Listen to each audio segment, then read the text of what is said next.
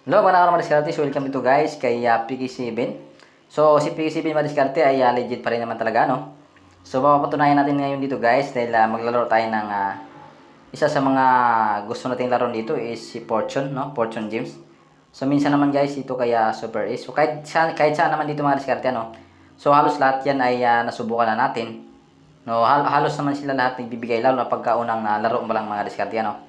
So dito kay Fortune Gems naman madiskarte kahit basta minsan ka lang naglaro sa kanya ay nagbibigay naman talaga, ano.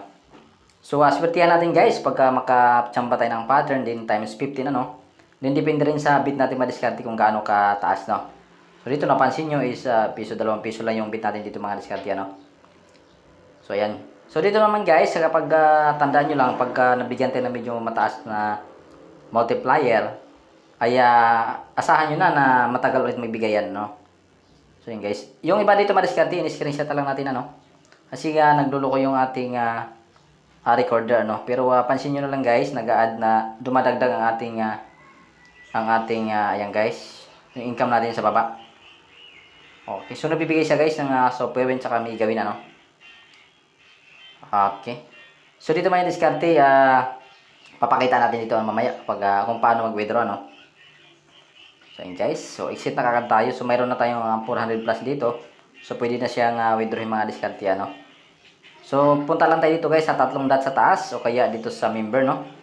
Then dito tayo sa withdrawal. So kailangan guys naka-bind na yung Gcash natin. So ayan dito. Ayan, i-recall lang natin yung balance kasi hindi pa pumapasok. Pwede nating mag-refresh guys or pindutin natin tong recall balance para pumasok. So ayan guys, pumasok na siya, no. So yung lagi natin tatandaan dito madiskarte, ano, minsan nagkakaproblema tayo dito sa transaction password. So kapag nag-bind tayo ng Gcash, then gagawa rin tayo ng transaction password, isulat natin madiskarte o kaya screenshot natin, ano. So type lang natin dito yung amount, 14 daw, so 400 plus na yan guys. Okay. So yung transaction password madiskarte, tandaan lagi, ano.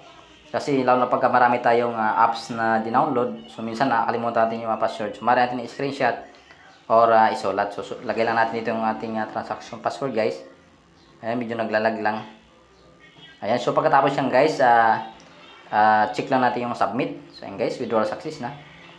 So ganyan lang kabilis mga diskarte mag-withdraw, no. So kailangan lang nakabahan yung ating Gcash na siguraduhin natin na yung Gcash natin na ginagamit. So ayan guys, status natin is transferring na. So mga ilang minuto lang to guys, mabilisan lang to dumating mga diskarte. So ayan guys, yung papansin nyo, approve na kaagad. So hanggang dito lang guys, no. So maraming salamat mga diskarte sa panonood. So sana may natutunan kayo. So abangan ulit guys yung ating mga susunod pang apps na saan legit. Maraming salamat.